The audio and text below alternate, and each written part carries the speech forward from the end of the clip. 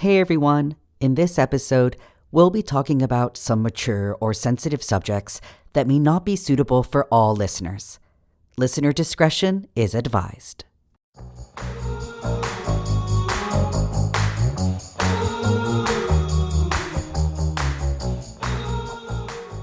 Hi, everybody, and welcome to In Full View, focusing on trans masks in media, the podcast, where we shine a light on the lack of trans masculine representation in entertainment. We're your hosts, Avi Roque, and Yasma Kasiri. And our guest today is Ryan Cassata, who fit us in during a very busy schedule. So again, we're so thankful for that. But just a little bit about you, what we were able to find on the interwebs, that you are the first openly trans person to perform at Warped Tour, winner of the ASCAP, which for people that don't know what that stands for, that's American Society of Composers, Authors, and Publishers Foundation. You got the Sunlight of the Spirit Award for your song Jupiter. You are multi-talented, multifaceted. But again, thank you for being here with us today. Yeah, thank you so much for having me on. So we kind of just met. Yeah. And I think we have a mutual friend, Eric. Yeah. Yeah, I've got to work with Eric on some audiobooks. He was my engineer on some projects. Oh, that's cool. Because I feel like I have learned and heard about you, right? Like, I mean, you are out there, you are hustling, and I did know of you and your work and your music, but I would love to talk more about, for folks who are not familiar with who you are. Who are you? What's your music? How did you get started performing? Sure. Yeah, I mean, everything kind of just happened pretty naturally. I started playing guitar when I was 6 years old after begging my parents for several months to play it. My brother's guitar, but they kept telling me I was too small to play it, and I wanted to play so bad, and I just kept expressing that, and eventually they were like, all right, but we can't really find a guitar that could fit you because you're so small. Because I was like really small kid. I was like always the smallest kid in my class. Is that genetic? Is there like a lot of tiny people in your family?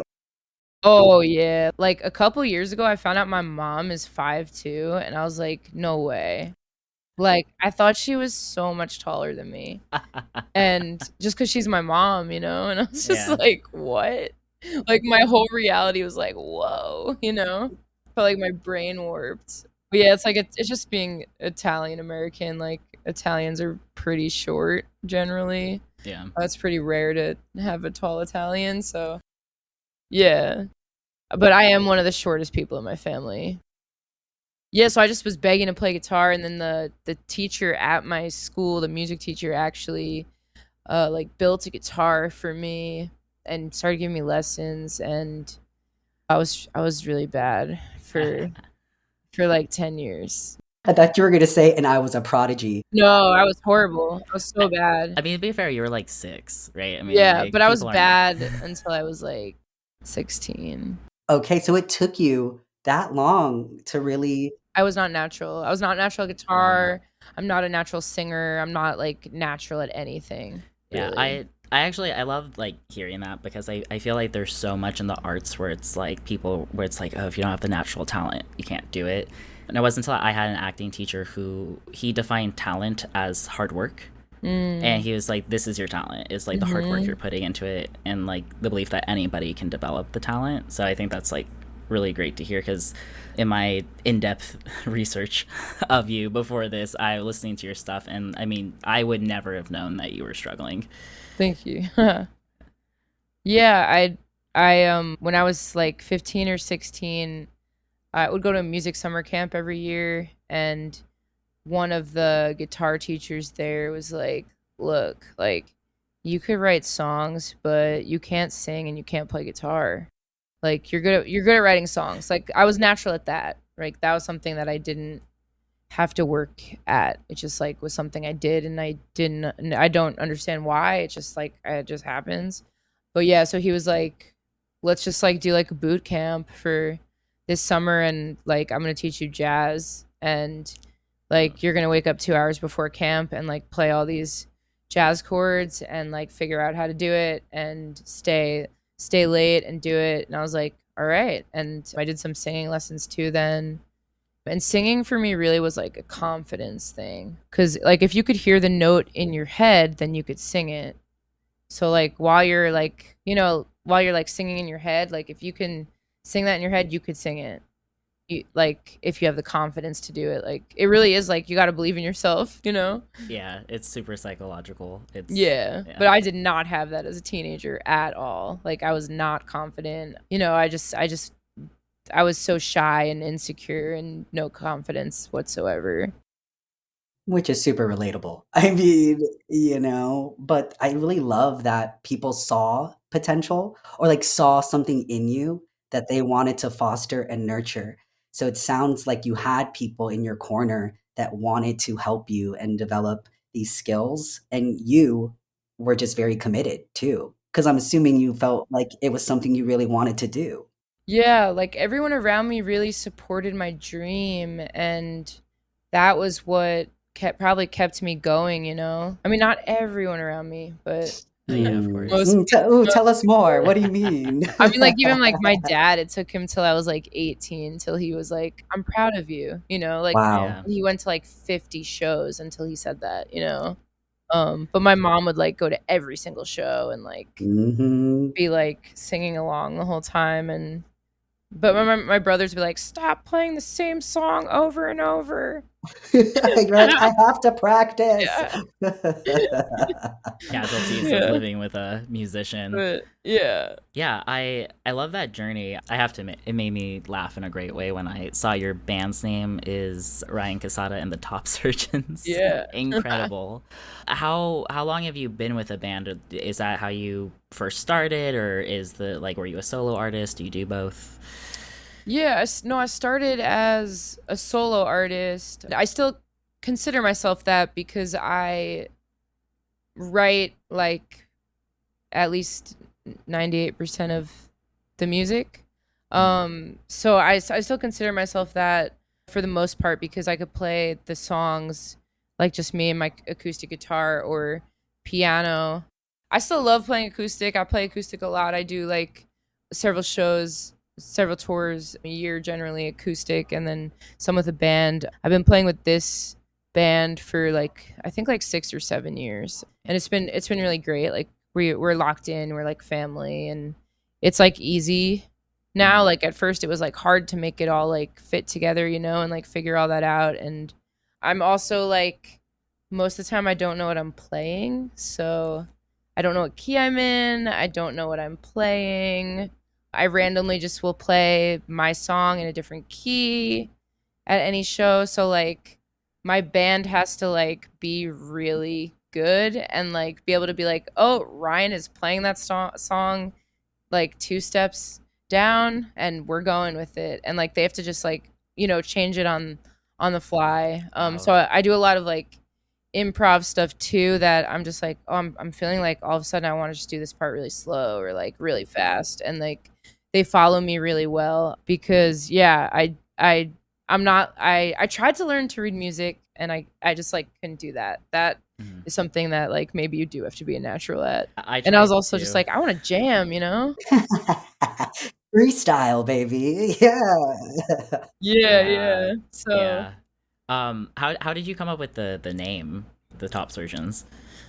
I don't know how I came up with that. For a long time, we were like, what should our band name be? And we were like trying to think of that for so long. Like, for a while, we did Ryan Cassata and his band because it was like it was also like trans to say his, and it was like a Bob Dylan reference because Bob Dylan was Bob Dylan and the band, which became the band separately from Bob Dylan, but yeah, so the Top Surgeons, like, I was like, we need a name to like more so be like, oh, these shows are acoustic, these shows are full band. Mhm.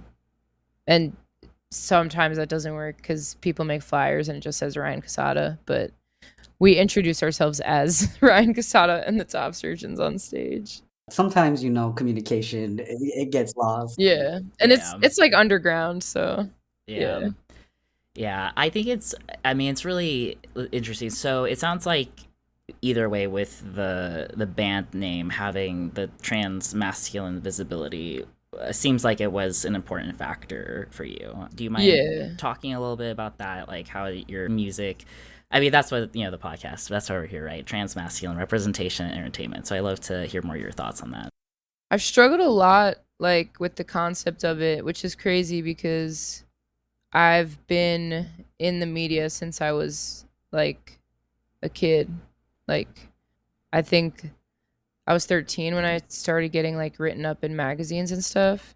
And they would always mention like queer and trans stuff, and I was 14 when I came out as trans, like publicly, and that's when like a lot of the media attention focused on that. And then like some of my music teachers would say, "Don't combine your music with politics. Like, just play music. Like you don't have to like say all this trans stuff and like all this political stuff. Like you could stay out of politics." And for some years I did stay out of like talking about like politics as far as like voting and stuff like that until I was that was more so when I was under like my parents' roof. Mm.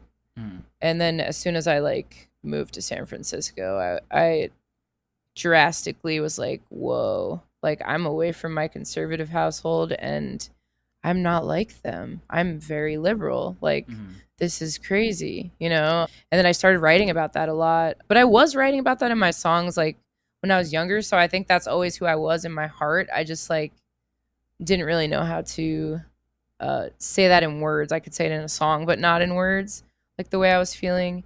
But like so I struggled with like, should I talk about being trans or should I not? And at this point, like where I've been for the past like year, because obviously with like last year, like everything got like way more intense with being trans because of the presidential race, and I started getting bullied online, extraordinarily high numbers, like thousands and thousands of people a week. Yeah. And it hasn't stopped and it's just like crazy all the time. But now I'm just like, I'm going to talk about being trans all the time. Like, Yeah. one like F you to all like the conservatives that like don't want to hear about it.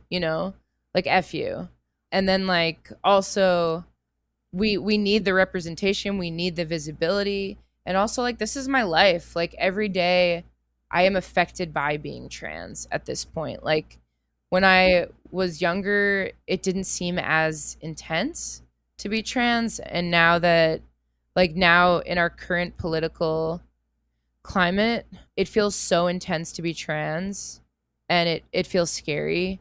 So I do want to talk about it more, and I'm writing a lot of political songs right now and talking just like very explicitly about being trans because it needs to be talked about more in songs. Like we have millions and millions and billions of songs about like straight people and cis people, and we don't have that many trans songs. Yeah. We need more of them, and I Yeah. hope people write more, and I will too. Yeah, that's incredible. Yeah, I mean, especially if you think of like the 70s and 60s, I mean, there's so many amazing civil rights songs that came out of that era.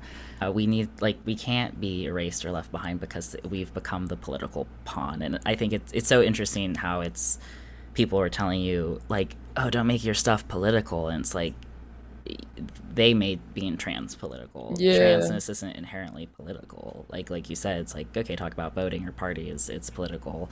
So I think that's like, it's an important distinction to like try to remind people, because it is a weird time where I'm like, my algorithm has become anti-trans. Like I'm starting to see like more Yeah. anti-trans content, and I'm like, this is I am bizarre. too. Like I don't know why I'm getting targeted by it, and Yeah. I need to detox Ooh, this that all gave in me my. chills. I know, Like I'm getting yeah. that too, and I'm just like, why? What is going on? Yeah.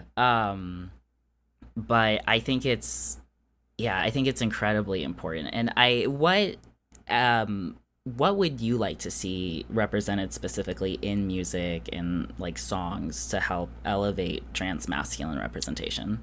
I just want to see more like honesty, like talk about your honest experience, talk about like how your path differs from other people. Like, let's hear about the less represented stories. Like, for me, like I haven't taken tea, and that's been something that I have sung about because it's something that like of course, like cis society has bullied me for, but it's also something that I've been bullied for a lot in the trans community, in the trans mask community too. So I've written a Mm, lot about that, and just like things that I just want to see, like trans people be more free and not have to feel like that we need to conform, like to truly like see like, oh, like I want to take tea because I want to, mm, not I want to take tea because my neighbor was like, why don't you have a mustache yet, like, and that's like the difference, like because people would say that stuff to me all the time, and I came out young, and for the first like 4 years of my transition, when I was out, I wasn't 18, and no one asked me about why you're not on T. And like my 18th birthday, it was like I was just like bombarded with trans guys being like, "So why didn't you start T?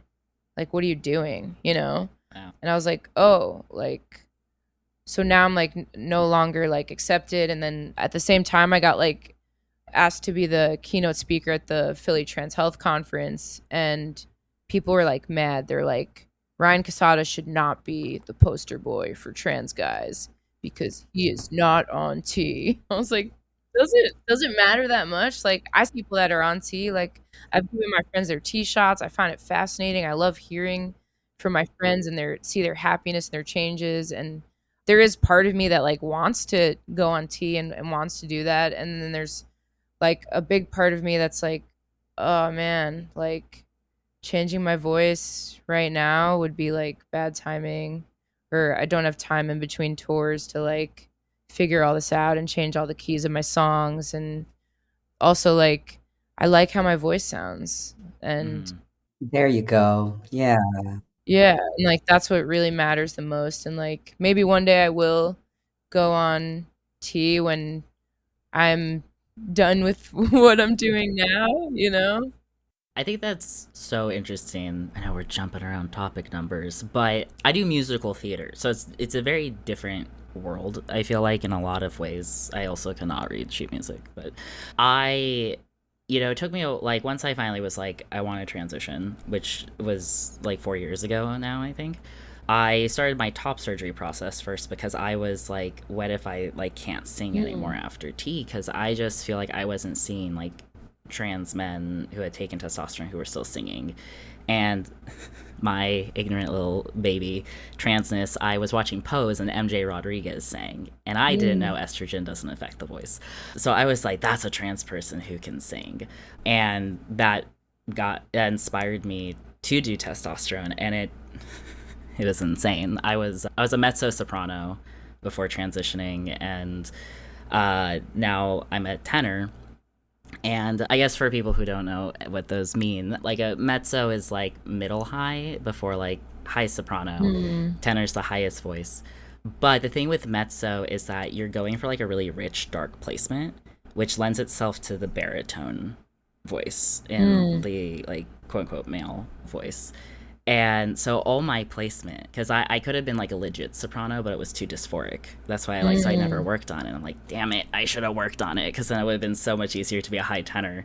And so it's crazy. It's been the most gratifying experience for me, but like it's not just you'd have to change the key of your voice. You're gonna have to relearn how to sing. But like it was, you're very intimately familiar with your voice. My voice also plummeted, so I just woke up one day and I'm like, oh my god, I have a different voice. Whoa. Yeah, I had to like, then I had to flip my technique, and it's a lot. It was such a huge decision, and I kind of had to come to terms with like, am I okay if I like can't keep singing? But the difference was, musical theater, there was no roles for me. It's like for as queer as the people are involved in theater, there's like not a lot of queer representation on stage. Um, so yeah, it's been a really interesting like journey, but I can understand, you're a professional musician, and you're, especially if you're happy with your voice. I think that's the big thing, because for me, as much as I love singing, it was always kind of wrapped in dysphoria. Hmm. It just never was quite right. Like I was always trying to make it richer and darker and heavier in a way that like physically my vocal cords couldn't do. Hmm. um and now I have to ditch it all to be like a nice bright tenor because I don't have a baritone range, which is fine. But yeah, it's always just interesting talking to people who are singers who are trans, because either, transitioning medically or finding a way to sing, not finding a way. I don't feel like, I don't know if, like, did you actively deal with dysphoria with your voice? Did you try to find a way, or is it something that just your voice always you were connected to? Yeah, I mean, I definitely didn't like my singing voice really at all when I was a teenager, and I would just tell people like, I'm just like I write songs, and because I wrote them, like I'm gonna sing them, Mm. but like I don't really consider myself a singer, you know. And then as I got older, my voice did get lower because that happens for literally everyone. So like my voice, like if you listen, like there's songs I'm on Spotify from when I was like 13 years old, and I sound like like a chipmunk. And but like, now I have 3 octaves, and like I could sing really high and I could sing pretty low, and I don't think of my voice in a gender way anymore. Mm. Like when I was younger, I might have been like, oh, I feel like I sound like a girl. But now, like, I mean, the past like 10 years or longer, I feel like, yeah, it just sounds like my voice. It doesn't sound like a gender voice or whatever. It just sounds like me, and that's fine. Mm. Like, Yeah, yeah, I love that. I think that's the most important part of it, is it feeling like your voice. And that was something we've talked about too, Yas, is that, there's so many ways to be trans. And the fact that you were experiencing pushback or even like any kind of hostility from people within the trans community, it still boggles my mind that that exists. But you stay true to you. And I think that's super powerful to remember. And for all of our listeners too, it's like you don't have to take hormones, you don't have to have surgeries. Make that decision for you and for no one else. I think, yeah. is Yeah, really what it comes down to. and it can be hard to untangle that from like societal expectations, or like what you have in your head of people saying like, well, this is what you're supposed to look like, this is, it's sometimes even like cishet norm, right, of like, oh, I have to get jacked now that I'm on T. I like my beer belly. That's You don't have a beer belly. But I like, even with I had the option of the peri or double incision, Mm. and I really like had to be like, okay, like I scar terribly. That's also like was a huge factor. I like awful, any scar I've ever gotten is like terrible. But I just Mm. really had to ask myself of like, what do I feel is right for me, and also medically of like, given my elasticity and age, Mhm. just like, what do I want? And it can be hard to pull apart. But I mean, not that, in like, look, external validation shouldn't be the end factor for it, but I wouldn't be surprised if a lot of them are jealous, because honestly, listening to you sing, I had to ask Avi. I was like, wait a second, like, is Ryan on T? I can't like tell. Like, there's something about your voice where I was like, I just was like writing the questions, I was like, I think, but let me double check, because I truly like, Oh, whoa, that's cool. yeah, yeah, yeah, yeah, I think also, unfortunately, there's gonna be a lot of jealousy in our community because of certain privileges that, especially as trans masculine people, we like, some of us can really get passing privilege, and then that becomes coveted, and then Mm. toxic masculinity comes Toxic in. masculinity. Mhm. You got a song about that? Actually, just wrote one a couple weeks ago, so it'll probably take like 6 months to a year before it comes out. Wow, but hey, you heard it here Yeah, you first. Yeah, heard it here yeah. first. I mean, speaking of first, and I know you kind of touched on this a bit. Yes. We kind of mentioned first trans person perform at the Warped Tour. I also read that you turned down American Idol, calling them out. That, and then you mentioned too earlier you were in the public eye since you were 13. Wow, I mean, that's just like a Yeah. lot. So I love to hear about what's been that experience like of being such a trailblazer, and then eventually also the American Idol story. I'd love to hear more on, but Sure, sure. I mean, so everything it all happened naturally. Like I didn't seek it out, you know. I was getting bullied really badly in middle school, and then because of that, I was like really depressed and anxious and stuff. Like I was just like relentlessly getting bullied. Like on top of like gender dysphoria, on top of conservative parents, on top of like having to go to like religion school and all this stuff. Like it was just like a lot happening. And then also like a bunch of people like dying in my life that were really young, like from for like a really young age. So like I was just going through all of this stuff. So I was super depressed and got into like self-harming, and that I was like 13, and the school nurse like figured it out, and then they sent me to a psychologist in the school. And at first they were like asking me like crazy questions like, like, do you want to hurt anyone? And I was like, no, like I just want people to be nice to me. Like, and I was just like, I just want people to stop hurting me. Like, I don't want to hurt anyone. They're like, do you want to hurt the people that hurt you? And I was like, no, I just want them to be nice. Like, literally, that's it. They they were like what is going on, like, and it was like I was getting bullied because I was out and queer, and they were like, okay, we know this place like where you could meet other people that are like you, and it was the LGBT center on Long Island, which happened to be in walking distance of my childhood home, oh wow, which is like insane because that was the only LGBT center on Long Island, and Long Island takes like 3 hours to drive across. Wow, it was there all along. It was right there. Wow.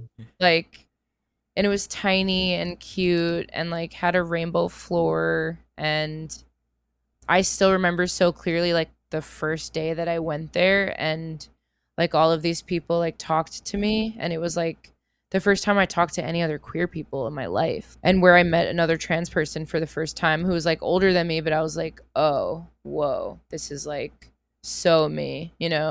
Like everything just like really snapped into place there. But because I got sent to the center, I got like really involved.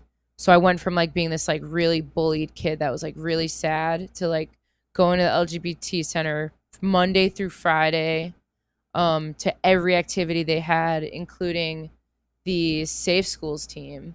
And I joined the Safe Schools team, and it was an anti-bullying program that fought bullying with education. And I was like, oh, I love this. Like, I'm doing this. And I got super involved with that. They taught me like how to public speak. I was like so nervous and shy. And within like maybe 6 months, I had become like one of the most requested speakers on the team.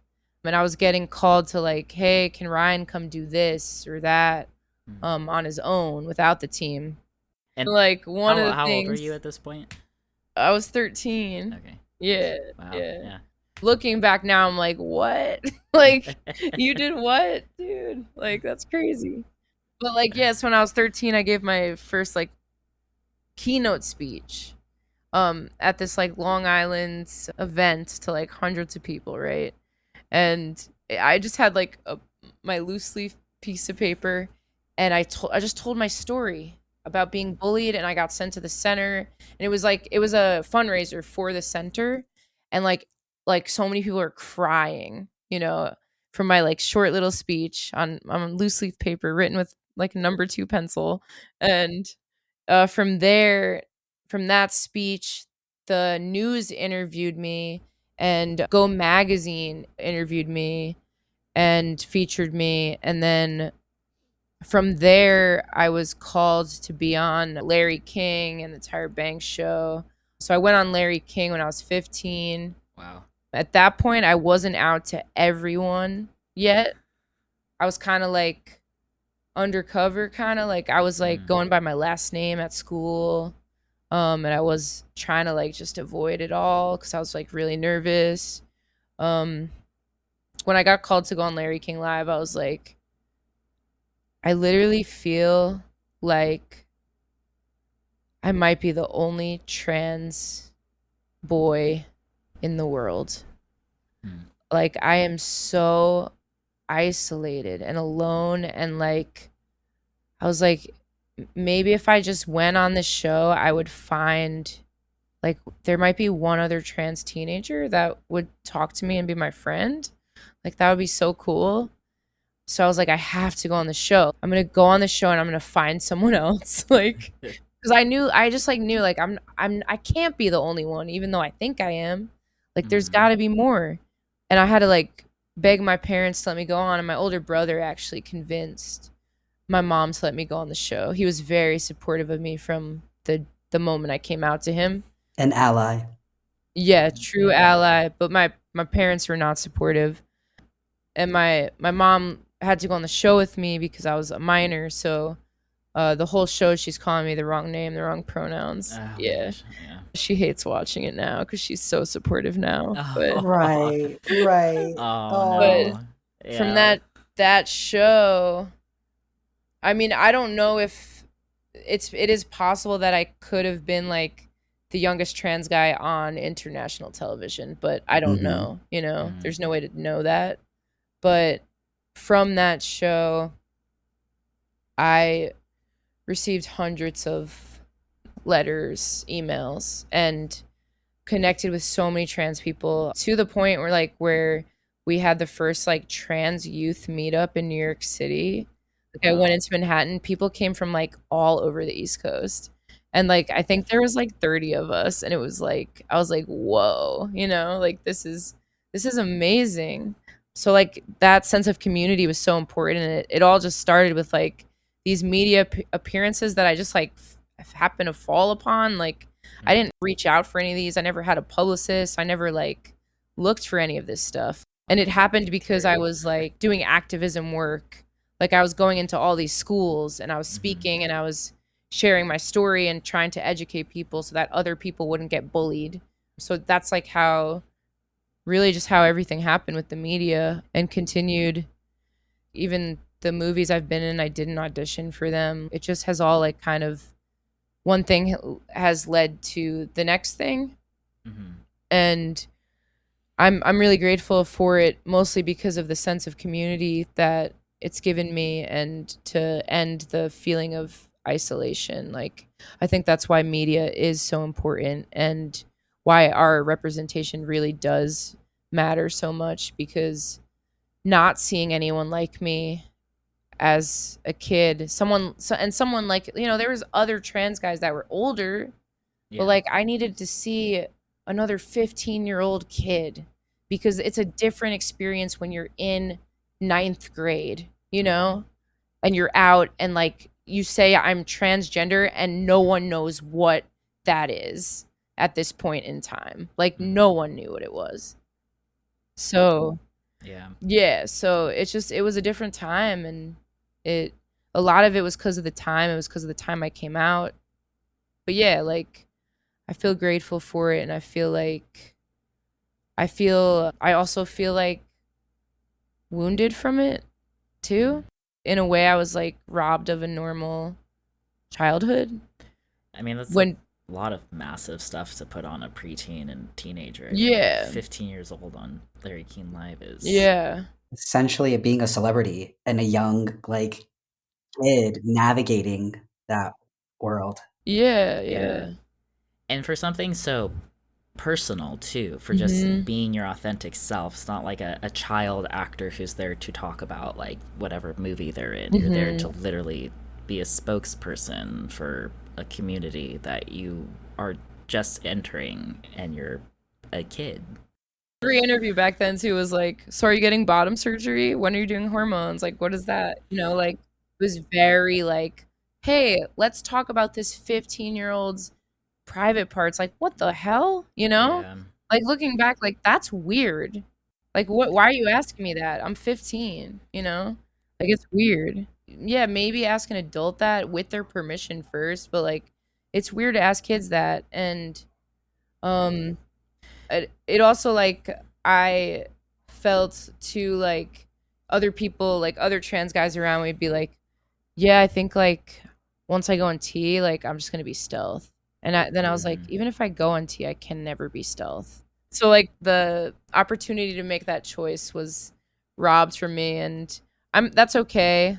I feel grateful that I am strong enough to be who I am in the world and get to have these experiences with the media to show other people that they're not alone in their experience. I love that so much. I mean, you've hit a little bit on mental health things too. And I feel like now that it's been years of this, being your reality, how have you been able to balance the public life and the personal life and your self-care? Yeah, that was something I actually learned during the pandemic, to be honest. Like, COVID was actually kind of good for me in a way because, like, from 13 years old until the pandemic, like, that was like what, 5 years ago. So I was like in my late 20s.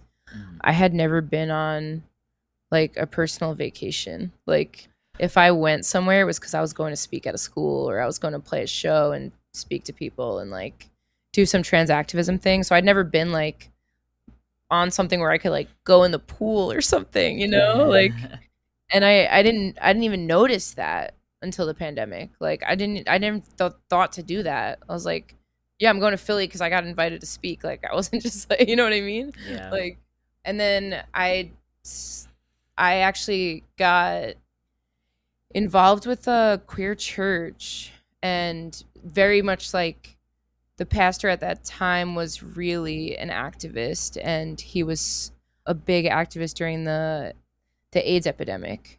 So I really like admired him and looked up to him a lot. He passed away suddenly, so that's why I'm using past tense. Mm. Pastor Dan, but he was a really remarkable dude. But I admired him so much that I actually ended up going to seminary, and I found a queer seminary. So during the COVID pandemic, like the beginning of it, like I was like, yeah, I guess I'm going to do this. I'm going to go to school and study social justice and faith-rooted activism and nonviolence and things like that. In seminary is where we actually like had a whole like the whole first day was like about like mental health and like how Mm. taxing doing activism work is on your mental health, and that includes just being publicly trans, honestly. I was like, "Oh, I didn't even know all this." So I had to learn that, and it was my last year of school. I think my last semester. It was my last semester of school. One of our classmates was shot in a shooting at UC Berkeley, which was right next to our school. And that really rocked my entire class. It like I literally fell on the ground when I heard. I was like, "No way," you know? And we spent like the next like 3 weeks of school basically just doing group therapy. And then like when we started doing our classwork again, they'd be like, "Can you guys like mentally handle homework right now?" And we were like, "I don't know." And they were like, "Okay, homework is canceled." Like, my school was just so good about that. Like, okay, we all just went through this like really traumatizing thing, and self-care, you know, so we don't burn out, so that we could actually be who we want to be, you know, Yeah. in the world, and get to do what we want to do, which is like spread peace and love, really, you know, Mhm. like. So yeah, I learned about all that in school, and I didn't have that before, and that's something that I've really had to practice now because obviously things have gotten more intense for the trans community, and I would say Yeah. it feels to me, it feels harder to be trans now than it did even when I came out, when no one knew about being trans. I think mental health is so important, and I think trans people are under so much stress because of society and because of bullying, Mm.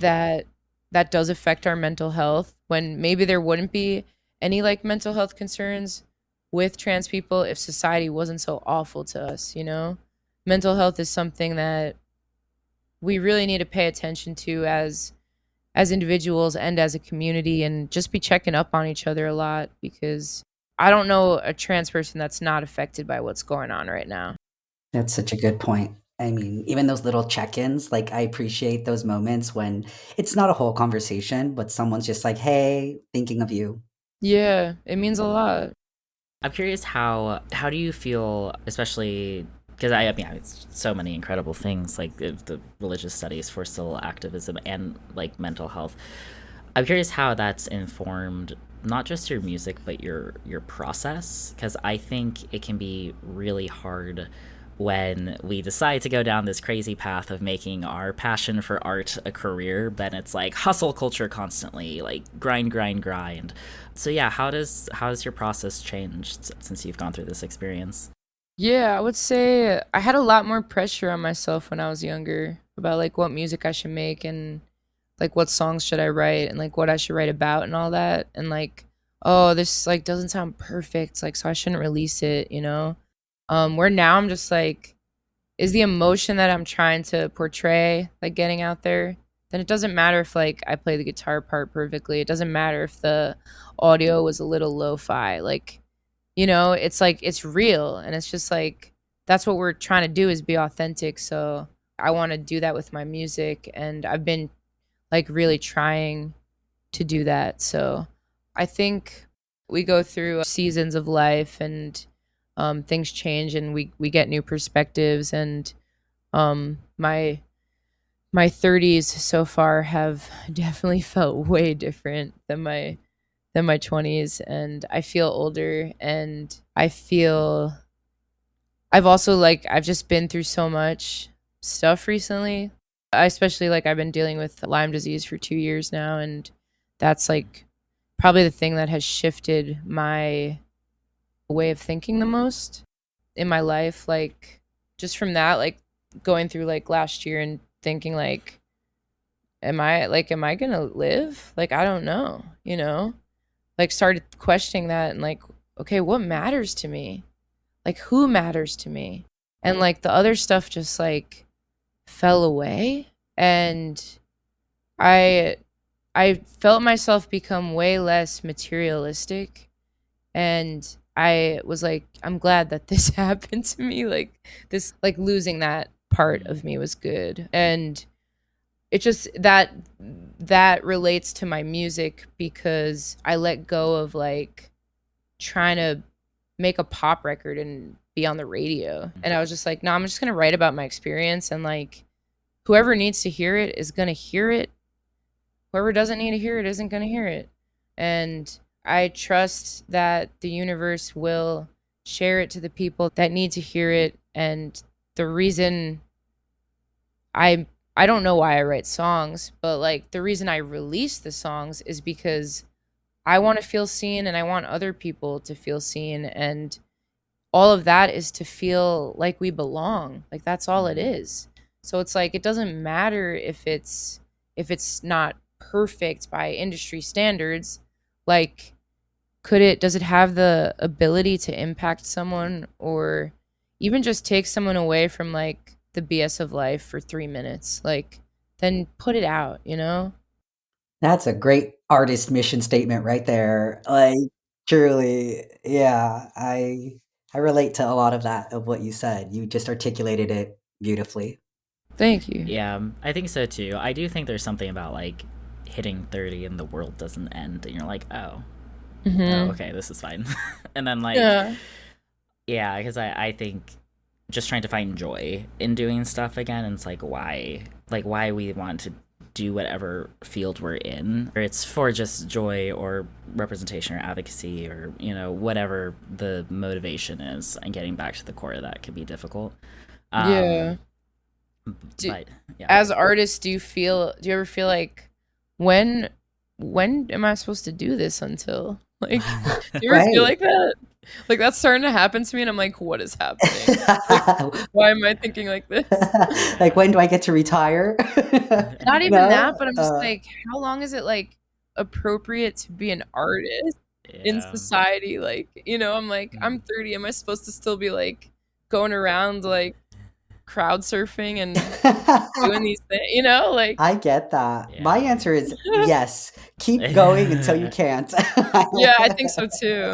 I do get a little bit like, the sacrifices that come along with being an artist. Mm, Because I've been lucky enough to shift day jobs and work remotely, and it's fairly flexible, and like, so I'm lucky. But at the same time, I'm like, I'm in my 30s. I'm like, I can't crash on someone's couch anymore. That's going to hurt my back. Or like, I need to have like, I want more healthy diets, or like, I want to travel Mhm. and do stuff. So there's that thing of like, you know, living the starving artist life is a lot easier in your 20s. And I Yeah, think, it is. I just think when you hit 30, you're like, oh, I now care about what my sheets are made out of. Because our bodies care now. Yeah, our bodies are like, you need to do your mobility routine every morning. Stretching is like, I was like, if I don't stretch one day, I'm screwed. Yeah, Like like now I can't sit. people in their 20s don't get it. They don't. I know they always like to make fun, but I'm like, just wait. Like I know we all say it. I will say one thing though about being an older artist. I don't know if I can call. Let's not call ourselves that. Being a little bit more wiser, I guess. Because I do want to. I'm using this as a creative way to segue to the American Idol thing. But there is something about learning to say no to things and not Mm, feeling like, I think there's something in your like 20s where it's like if you say no to something, you're like, they're never gonna ask me to do something again. They're never gonna mm. call me up. I have to be seen. Everything's a potential thing. Or I've ruined the relationship. Like I've burned the bridge.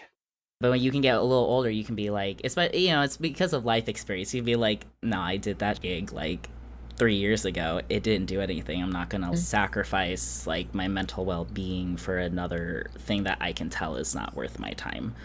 So So American Idol. Yeah. Well, so American Idol called me several times to be on the show. This was 10 years ago now, which is crazy. And oh man, like they just kept calling me, and my producer at the time, we were in the studio one day when they called me. They were calling me and they were like, just pick up, just pick up. Let's just like see what they want, and see what they want. And they start talking, and I'm kind of like I'm asking questions to get more information from them, but not in the way that, not because I wanted to go on the show, but I wanted to like know what they're about and expose that, I guess. you're sleuthing. Which is crazy, but like I definitely had that intention. I will be honest about that. So, and I think I was like, I was probably gonna tell my friends about it. I wasn't like planning to tell the world, but they just said such terrible things on the phone to me. Like they said such transphobic things, such homophobic things, racist, so racist, like disgustingly. And like everything they said was so disgusting. I was just like, wow. Like, and then they were like, so yeah, like think about it. And I turned them down on that phone call. I'm Like I sorry, was they're like, I'm just not gonna like, think about it. they're gonna be like really racist. I'm like, yeah, They're but think like about it. they're like, imagine you can sing on stage with Adam Lambert. And I was like, yeah, that sounds nice, but like not to sacrifice like my morals, Mm-hmm. and my community. I knew inside of me that if I said yes to going on that show, based on what they said about trans people, that it would be detrimental to the community. Would it get me thousands, hundreds of thousands of followers and like my music listened to and stuff? Yeah. But like it wasn't worth the damage that it would do. It just like didn't align with my values at all. So Your values, yeah. I wrote them an open letter, Mhm. even though I'd already turned them down on the phone. But then I was like, all right, you know what? I'm just gonna like make a YouTube video about this, because I was like making YouTube videos a lot back then. You were one of the original YouTubers? Yeah, I was. I Yeah, was one of the original ones. I believe it. When one of like the first five. But I make this video, and it was called like, that song was popular. That Turn Down for What song Oh yeah, at that Yes. time. So I made that the title. American Idol Turn Down for What. The video was all about how American Idol is not punk rock. So I'm yeah. not Nice. going on. The actual video didn't get seen by that many people, right? But somehow, like from posting that video, I was on my mom was like driving me to the train, and I get a phone call, and She's like, "Who is it?" I was like, "It's Billboard magazine." And that's like, as like a young musician, like that's the dream, you Yeah. know? So Billboard magazine's like, "Can we interview you right now?" And I was like, "All right." Like I'm hopping on the Long Island Railroad, but like, all right. So they interviewed me, did like a whole feature piece on like why I turned American Idol down. They tried to get a statement from American Idol. They didn't. They gave some like crap statement. And then from that just led to like all this media calling me and featuring me, and like my story was everywhere. Like places I did not even like know it was going to be. Like it was on like that Access Hollywood show. Oh wow. Yeah, like it was on everything. And it was like for like weeks. It was like exciting, you know? It was an Hmm. exciting time. I'm already like so excited when I'm in the studio and I'm like I'm making a record right now. You know, like this is Hmm. the week I'm making a record, and then like to be like, "Hey guys, I have to like step out cuz like Billboard's calling me and like The Guardian is calling me and The Advocate and like, you know, and it's weird." Yeah. Like it's cool, it's weird, but it was like it was definitely a time that I will always remember. But yeah, I am glad I turned them down. And every once in a while I think like what would it have been like, you know? And the part of the story I forgot to say is that I did try out for American Idol the year or 2 years before, and they told me Hmm. that I was not contemporary enough. But now Interesting. suddenly it was when Caitlyn Jenner came out. I'm contemporary. This is to exploit trans people. This isn't about singing. Yeah. This isn't about art. This isn't about music. This is to exploit our community. And I was like, "Nah, I'm not doing that." Yeah. I think what I really love though about this story, besides I love gossip, so I was like, I need to hear about it, is that you're saying how like if you had gone on American Idol, like at the sacrifice of the community, maybe you would have gotten your name out there more and found more people. But by being your authentic self, you got your name out there naturally in a way that enforced your morals as a person, as an artist, and gave better representation to the community, Mm. which I think is really awesome because ultimately American Idol kind of did help you get out there more. Yeah. It just feels like it was on your terms rather than Yeah. theirs. And it's great cuz they don't own my music. Yeah. So, yeah. Yeah, for their contracts crazy. Yeah. Yeah, I think talking about this authenticity as an artist and like just the decisions you make along the way, what advice do you have for other trans musicians? Oh, one, practice for sure. And practice like being in front of other people. Like I did like 3 or 4 open mics a week when I was a teenager, and I just lived in that world. I loved it. And that's how I actually like got confidence and stuff, and learned from watching other people play a lot. Mm, So that was like really inspiring to me. So yeah, like be yourself, write about what you want to write about. If you don't want to write about being trans, you don't have to. If that's all you want to write about, that's fine too. Like just write about what you want to write about, what moves you, and just be real. Like that's like music is just so about being authentic. And when it's not authentic, it doesn't hit, you know? yeah. That's how I feel about music. Like I could like there's songs that I feel that I'm just like, cool. It's cool to listen to in a club, but like I don't want to listen to it ever again, really, you know? I want to feel something. I want to feel people's emotions, whether that's like them being so in love with someone or them being so heartbroken by someone, you know? You can hear it. You can, yeah. It's true. I feel that I get told that a lot for my audiobook narration Mm, and even, like, voice acting. It's like people, can feel things through auditory experiences. So, I really get that. Ryan, I just wanna say, like, thank you for your vulnerability and for your honesty and for your heart and your truth. Thank you for being you, and oh, thank you. of course, and keep doing what you're doing. I know you might have haters, but you also have so much love and support, I'm Thank sure. you. Yeah. But I wanna end with a last question. What's one of your happiest memories or, like, a happy memory? And again, it can be anything.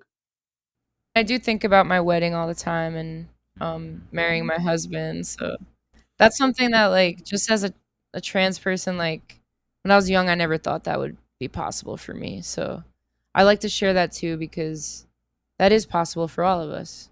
So yeah. I think that's it. That's it. Love is love. Second time making me tear up. I'm a crier, so I just Oh, me too. yeah, that's lovely. And yeah, but thank you. It was really great getting to meet you and talk with you. This has been a fabulous conversation. But before we sign off, is there anything you want to plug or also where people can find you? Oh, sure. You could find me at ryancassata.com, and I'm on like all the social media at Ryan Cassata. I post on Instagram and YouTube the most, and Facebook, I guess, because it auto posts from Instagram. It's the meta. I don't understand TikTok, so I don't post that much on there. I'm sorry, but it's really hard. There. Um, but plugging stuff, my album is pretty recent. Greetings from Echo Park, and it would mean a lot if you gave it a try. That's incredible. Yeah, awesome. Thank you so much again. Yeah, thanks for having me on. It was nice talking to you guys. Coming up next time on InfoView, we're talking about trans joy, what it really means, how it shows up, and if trans stories have to be joyful to be valid. We're unpacking how that applies to genre films like dramas and horrors, how it can positively or negatively impact story building, and the nuance of trans joy in our current climate. It's a good one. Make sure you're subscribed to InfoView wherever you get your podcasts. And if you liked this episode, please rate and review us. See you next time.